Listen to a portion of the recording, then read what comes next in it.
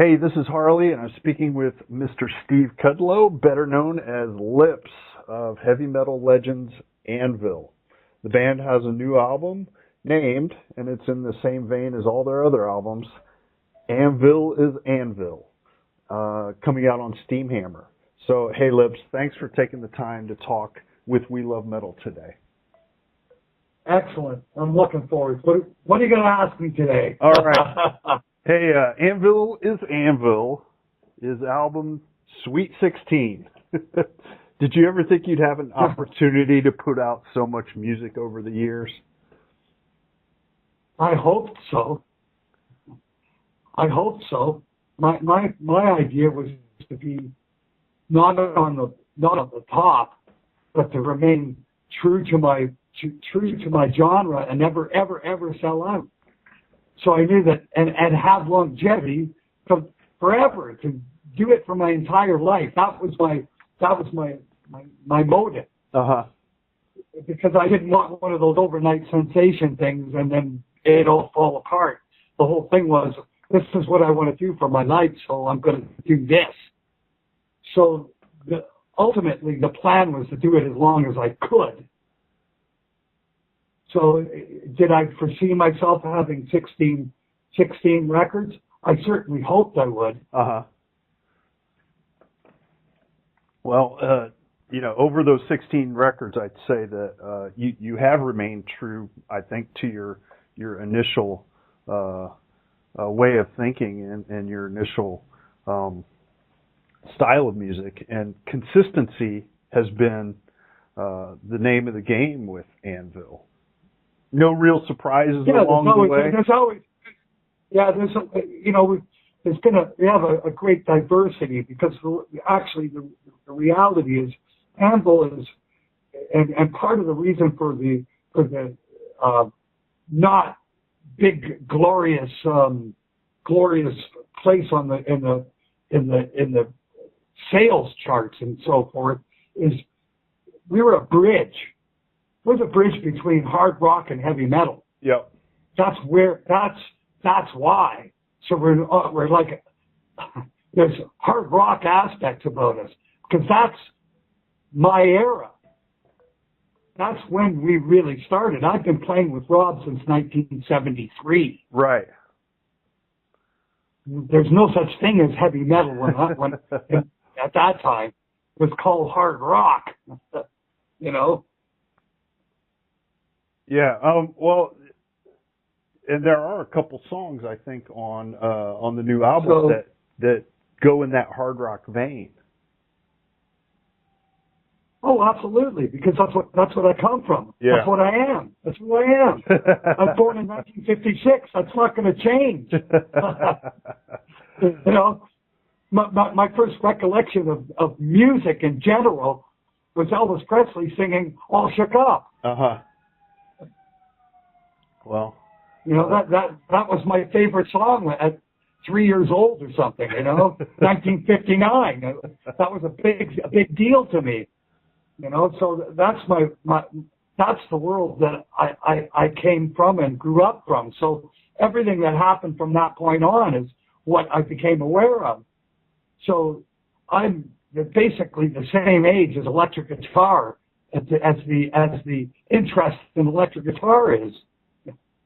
So, and that aspect is why there's the longevity and relevance for 40, 50 years, is because of the electric guitar. Mm-hmm. Yeah, no doubt. And part of that longevity for you guys, you've always explored different themes, lyrical themes in your music. Social kind of awareness things like, I'll go back a few albums, Racial Hostility, Deadbeat Dad. Right. On the new album, Gun Control is one of those social awareness songs, but also a less serious side, like Badass Rock and Roll, Zombie Apocalypse, and Daggers and Rum on the new album. So you have a lot of things that influence your music. What spurs you maybe to write something in a social vein, Vice, or not Vice, but and in that, fun rock and roll here we are, kind of. Well, I do all my writing from music first. Mm-hmm. Generally speaking, only one song on this record was written lyrics first or melody first, which is Forgive, Don't Forget. The rest of the record was written in a different, the other way, where I wrote all the music first and then found the hook line or the subject matter. Right. Hook line and subject matter. I listen to the music over and over again and find what am I gravitating towards? What is the feeling of the song? I match an emotional aspect to what I'm going to plant there. What am I feeling from the song? What is it making me gravitate towards? When it came to Gun Control, I can remember I was playing the riff, just rehearsing the song with the boys, and all of a sudden in my head I could hear Gun Control, do do do do do. I could hear it in my head, and I went, oh, okay, that's what that's going to be. You know what I'm saying? It's like that. Songs write themselves. I don't know how to explain it. Sometimes it can be triggered from outside. As an example, with Daggers and Rum, I get an email from this guy who creates musicals, plays. Huh. And he goes, "Hey, Lips, man, do you want to be in a play? I want to cast you as Captain Snarls." So he takes a profile picture off one of my pictures off Facebook and creates this pirate and sends it to me, and I'm just cracking up. Oh, that's fucking great. I love it. And then he goes, and maybe you could write me a song. And I wait a second. That's a fucking good idea. Wait a minute. That's a good idea. Which song? And at that point, I think we had like five or six musical pieces written. Uh-huh. And the music, all of a sudden it struck me that the feel of the song For Daggers and Rum is so, it sounded like guys stomping stomping, dun, dun, dun, dun, dun, dun, dun. I go, that would be that almost sounds like you could maybe create a shanty on it. That was my first thought. Wait, that will really work. I go, but what am I going to call it? I got to have something. Because I always work with hook lines first, and then I'm going, well, something that's pirate. And then I thought, well, and it made me think of Swords and Tequila, Riot. I go, if that wasn't taken, that would work. I go, but wait a minute. Following that, let me think for a second. And then all of a sudden I go, Daggers and Rum. And then, of course, in my mind, I can already hear Daggers and Rum. Well, fuck, there it is. Okay.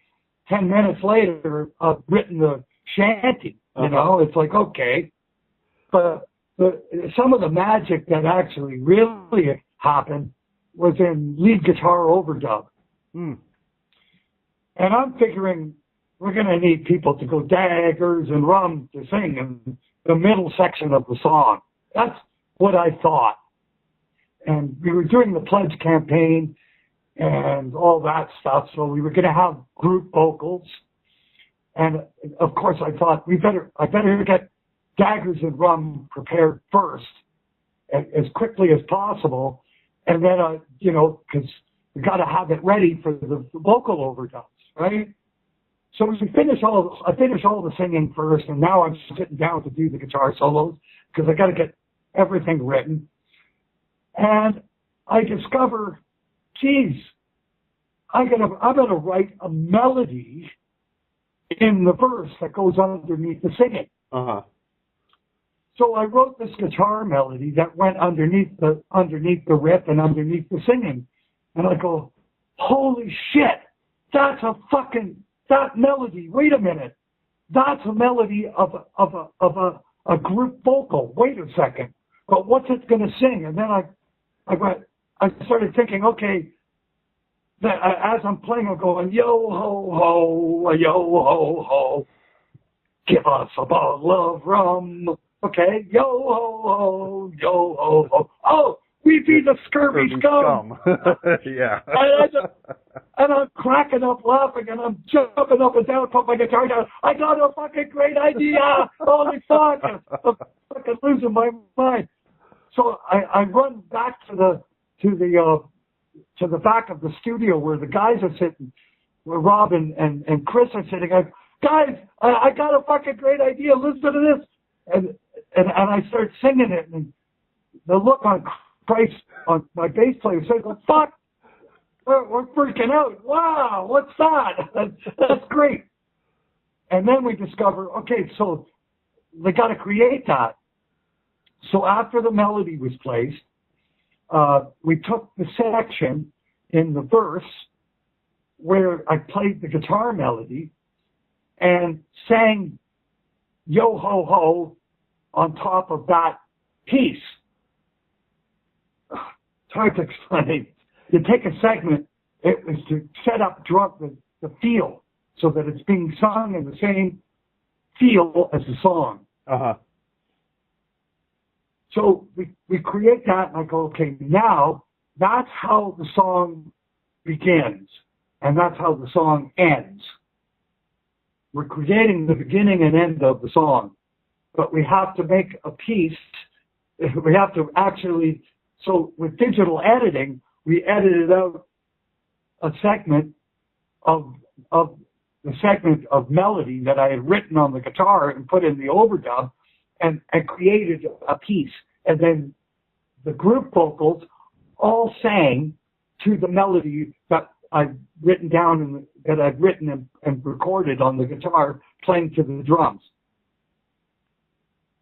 And it was incredible. So it's just to me, that's like, wow, that's unbelievable when you find and discover different aspects about the piece of music that you're writing. It's like it was already there. I just didn't see it at first. Mm-hmm. Yeah, but the excitement of the discovery was during the writing period in the studio, and leaving those aspects open to get written. Very magical. So yeah. I'm very proud of what we did there. Sounds like a lot of different pieces came together in the right ways to make it. And I was really surprised to hear Anvil doing a pirate song, frankly, but it'll be a lot of fun live. You can see that. Yeah, it was like a fun vibe. But, then again, Anvil did Mothra too. It doesn't mean that that all of our songs are going to be about Japanese movie monsters. You know what I mean? It's just a song. Yep. All right. Hey, you did, speaking of another song, It's Your Move, kind of a one-line tribute to Lemmy. What it is, of course, the song being about what it is, and basically it's talking about betting, and so using the line, Ace of Spades and the Joker is wild. It's just one of the lyrics that I'd written. Uh-huh. But what had happened was, we have a great time when you record lyrics. I had a really, really good time with the producer. So we had a lot of fun joking and having fun, basically. And when it came time to sing the second verse, and I get to that line, I put my head back and went up to the microphone like Lemmy does, and I sang it like that. And he's watching that, and he just like his jaw just drops, and he's like, "Oh my God!" And he's like cracking up laughing. He goes, "That's fucking genius, man! What the fuck?" He says, "That actually sounded like Lemmy. What the fuck?" And then I go, "Well, okay, let me just do. I'm just joking, man. Let me record it normal." And he goes, No, don't touch it." I go, "Really?" And he goes, "Yeah, no, just leave it, man. It's nice, you know. And if he hears it, he'll love it." And I go, "Yeah, that's true. He'd love to hear that. Yeah, leave it. Okay." Yep. And that's how that ended up being. But unfortunately, right, as we know, never quite got to his ears. But Lemmy's been an old friend, and I love Motorhead, and Motorhead loved me. So what the fuck? Yep. No, I thought it was very cool when that came, and I'm sure he's laughing about it right now. So hey, yeah. Hey, Lips, talk about some live music experiences. Kind of curious, what's one of your most memorable experiences live? Oh, geez, there's been a few. Probably the first most incredible experience was a festival in 1983 in Bruges, Belgium, wow. of all places. And we were on the bill, but it didn't say that we were there. It just said surprise. So we're like, uh-oh, what does this mean? You're not going to get paid or something? Who the fuck knows, man? I don't know. I didn't know how to take that one. But they brought out Rob's bass drums to set up the drums, and the crowd starts cheering, Anvil, Anvil. We're kind of looking at each other like, huh? What? And we go out and we fucking play, and the place went ape shit. A fucking what? And I came off that stage and I went, wow, I'm going to be able to make records for the rest of my life because of this. Uh-huh. And that was a real moment of realization. And I'm going to have an audience like that for the rest of my life. Because when you talk about Europe, it's culturally musical. The music culture. They love their music until the day they die. Mm-hmm. It's not about trend. It's about their heroes, and their heroes always remain their heroes. And they looked at me like I was a hero. So it looks like I've got a lifetime to look forward to of this. And I couldn't have been more right on the money. Let's put it that way. Yeah, that's awesome. Other shows that were outstanding, Glasgow and Aberdeen, Scotland, opening for Motorhead. Mm-hmm. Holy shit. You want to talk about off the hook? Holy shit. I still remember it like it's yesterday. I never seen anything like that. I had never experienced anything like that until that point. Other amazing experiences, of course, opening for AC/DC, the 5 shows that we did, unbelievable. Mm-hmm. You know, opening for Iron Maiden in the early days, of course, the Motorhead tour, like I mentioned before, opening for Metallica in Singapore, unbelievable. Yeah, there's been lots of great stuff that I've done. Yep, certainly sounds like it.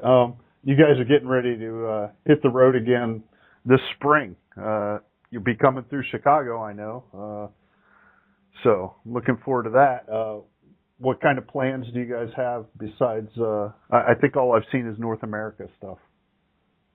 Oh yeah, but before we come to North America, there's 50 shows in Europe with Udo Dirkschneider, the original singer of Accept. Yep. It's his final performance of Accept music. So that's the tour we're on. It's called the Back to the Roots tour. It's Dirk Schneider. It's not called Udo. It's fucking unbelievable, man. We're going everywhere. Like, even to Istanbul. Oh, wow. Yeah, man. Have you played there really, before? really incredible, you know, Athens, Thessaloniki, Jesus. It's everywhere. The UK, it's enormous. I'll be gone for 3 months. I leave on Monday.